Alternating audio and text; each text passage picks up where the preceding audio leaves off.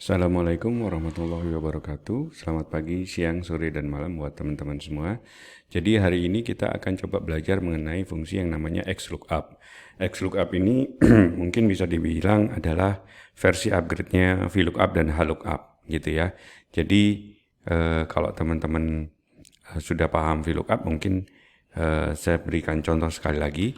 Jadi kalau VLOOKUP itu kalau teman-teman pengen dapatkan data dari dataset ini ya, dataset yang sebelah kiri ini, kita tinggal ketikkan VLOOKUP, kemudian lookup value-nya apa di sini, kemudian parameter selanjutnya adalah dapatkan data dari sini gitu ya.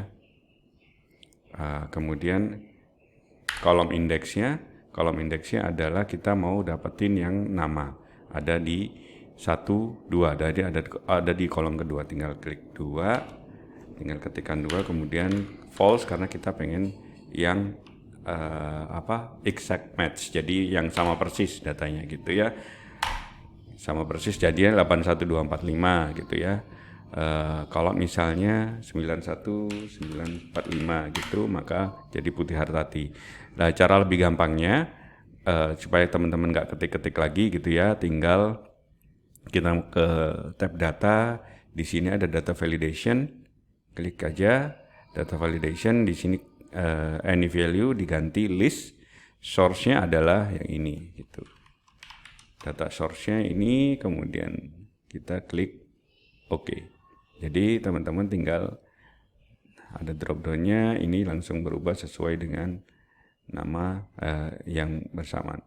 Yang jadi problem kalau dengan VLOOKUP adalah kalau kita misalnya pengen tahu data yang ada sebelumnya gitu ya, ada data sebelumnya, misalnya kita pengen tahu SD-nya ada di mana, kita nggak bisa misalnya di sini SD-nya gitu ya, kita nggak bisa sama dengan VLOOKUP, kemudian lookup value-nya tetap ini, tapi kita pengen tahu si Patricia Rahmawati ini ada di SD mana gitu.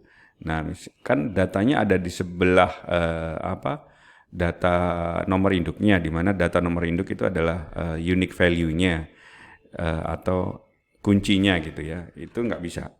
Jadi kalau kita misalnya seperti ini gitu, nah sedangkan datanya ada di kolom keberapa nih gitu kan. Nah, ini agak sulit gitu ya. Harusnya ada di kolom indeksnya itu adalah kolom indeks atau kolomnya ada di kolom keberapa setelah nomor induk atau kolom yang jadi reference value-nya atau lookup value-nya ya. Karena ini ada di sebelahnya jadi nggak bisa. Jadi kalau kita klik misalnya 1, maka datanya salah yang muncul gitu, nggak kebaca gitu.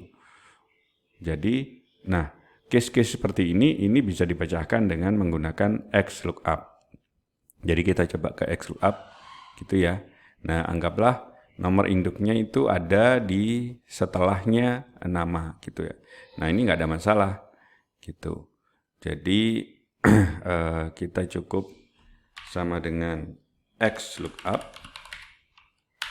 Kemudian lookup value-nya kita ambil di sini, Kita ambil di sini lookup value-nya. Kemudian lookup array-nya kita mau cek di mana?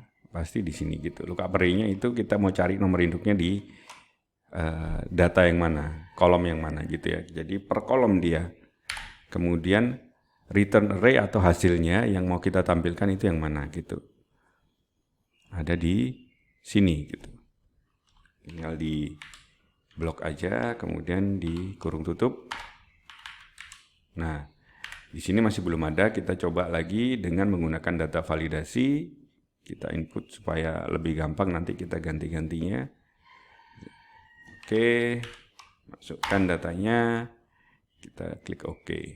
Nah, misalnya kita ganti jadi 86724, maka dia akan di Indah Puspasari atau di sini ya 90210. Ya, Bedaliano Busono. Nah, misalnya kita mau nampilkan nilai di sebelahnya, maka kita cukup XLOOKUP. Jadi XLOOKUP ini lebih fleksibel gitu ya. lookup value-nya tetap ini, kemudian kita ceknya di sini di data nomor induk, kemudian hasilnya ada di data nilai gitu. Kita kurung tutup. Nah, jadi kalau teman-teman rubah-rubah datanya ini sudah sesuai gitu. Jadi ini lebih gampang atau lebih fleksibel dibandingkan dengan VLOOKUP gitu. Ini bisa menggantikan teman-teman yang mungkin kesulitan kalau datanya ternyata data kuncinya gitu ya. Primary key-nya kalau misalnya di pemrograman gitu, primary key-nya itu ada di setelah data, kolomnya itu ada di setelahnya data yang kita mau tampilkan gitu ya. Misalnya di sini nomor induknya itu ada di kolom setelah nama dan sekolah gitu. Sebenarnya bisa aja ke teman-teman cut gitu ya. Kita cut datanya, kemudian kita pindahin di sini gitu. Itu dengan cara kayak gitu teman-teman bisa menggunakan VLOOKUP gitu ya, atau di cut di paling ujung misalnya. Itu teman-teman kalau memang lebih suka VLOOKUP silakan, tapi datanya harus diedit seperti ini. Jadi supaya bisa menggunakan VLOOKUP. Oke, seperti itu video kali ini. Terima kasih sudah support channel ini. Jangan lupa like, subscribe, dan share jika merasa video seperti ini bermanfaat. Oke, wassalamualaikum warahmatullahi wabarakatuh. Terima kasih. Dan sampai jumpa di video selanjutnya.